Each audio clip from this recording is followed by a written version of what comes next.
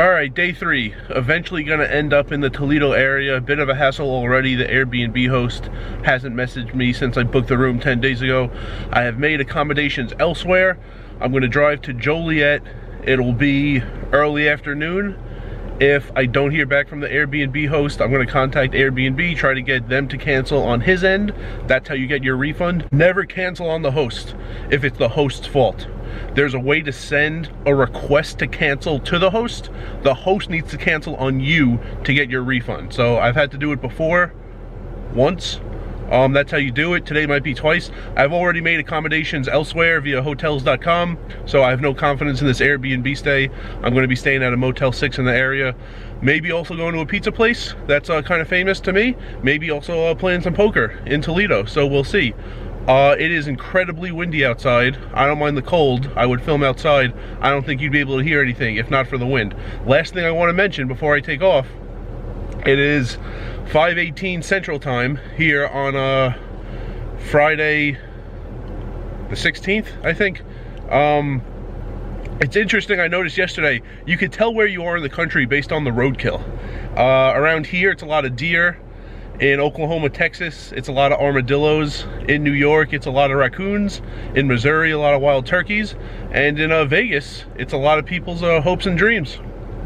I wanted to show you a nice sunrise, but it's cloudy again today, so it's 7:42, although haven't really seen the sun yet. Still somewhere in Iowa.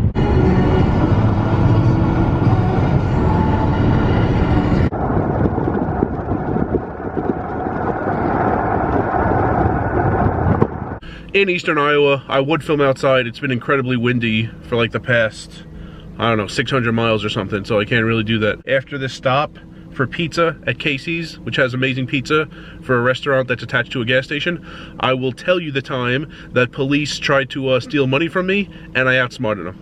Here we go, breakfast pizza from Casey's. For an incredibly fresh breakfast slice, like 6 a.m. would be ideal, but it'll still be good. As healthy as these apples and peanuts are, it's getting kind of boring eating only stuff like that on the road here. So pizza right now, and then 3.5 hours or so to Joliet, and the story about the time the police were incredibly evil, but fortunately incredibly stupid.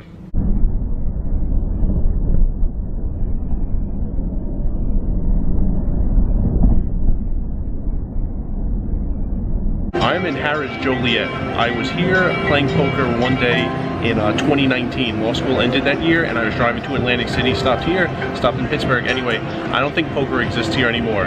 I didn't think to check on Bravo, but I wasn't 100% sure I was going to stop here, and now I did, and I don't see a poker room, so it probably closed during Corona. But I will tell you the police trying to steal from me story in here. 2015, I drove from New York to Vegas. That was the first time I moved to Vegas. I had New York plates on my car at the time. So I'm driving through Illinois. I'm in Illinois right now. Driving west through Illinois with New York plates. Looks a little suspicious maybe, but I was doing nothing wrong on the road. Police stopped me. All right. Never wrote me a ticket because I wasn't doing anything wrong. They see plates from out of state and getting even farther away from that state, and then when they started talking to me and I said I'm moving to Vegas, I think they instantly thought that I was involved with some kind of drug scheme. So first it was one cop car with 2 cops. Then a pickup truck showed up, a guy not in a uniform but affiliated with the police somehow, and he had a dog, and he's walking around my car with the dog. They tell me that the dog is trained to smell cash, drugs, or weapons, and the dog is signaling to them that at least one of those 3 is in the car. So they think one of those 3 is in the car. I say none.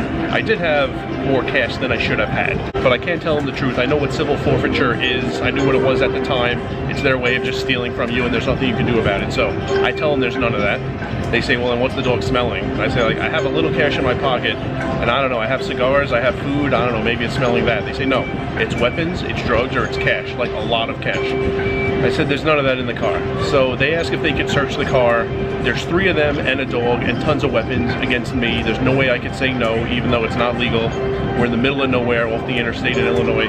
So I say fine, because even though they have 3 people and a dog and weapons, I have my brain and I'm gonna outsmart them. I anticipated something just like this, and in my backpack, I had a hardcover book hollowed out with the cash in there. It wasn't in my pocket. So I step away with one cop while the other two and the dog search my car. I see the guy open my backpack, shuffle through the things, and then close it and go into the back seat, which was funny because it made no sense for that book to be in there. It was the backpack I was bringing in when I stopped for the night that I would bring into the room. So it was like shampoo, food, like clean shirts, a towel. The fact that there was an Albert Einstein biography in there didn't add up.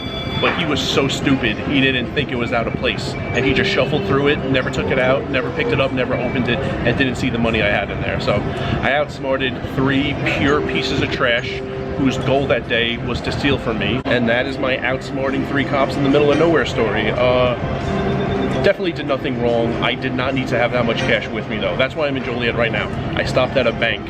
It was too late when I got to Council Bluffs, Omaha area yesterday to use the bank. It was closed already. I had a sports betting ticket that I put in July in Council Bluffs. Couldn't cash it in Vegas. Should be able to, but they don't let you easily do that or do it at all really. So had to come back to Council Bluffs to cash it, and I didn't want to have so much cash on the interstate for reasons like that. So stopped in Joliet, went to the bank, put the money in, and now since there's no poker here, I was going to play for like a half hour, an hour. Since there's no poker here, I'm going to keep heading to the Toledo area, and I'm going to stop in Toledo for the night. Motel 6 decided to ditch that really unreliable host. I'm going to go play poker, not long. I'm incredibly tired.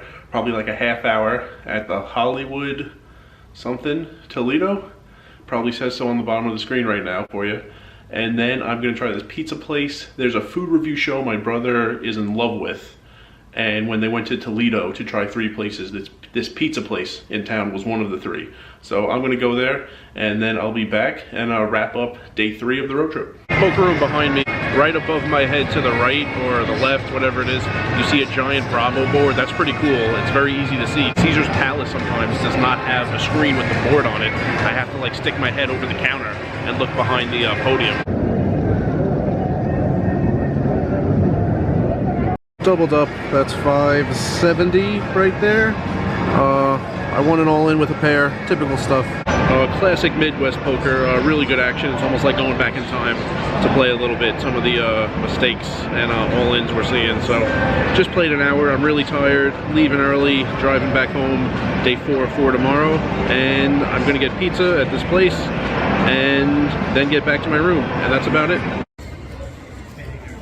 Yeah, I got it at the stadium.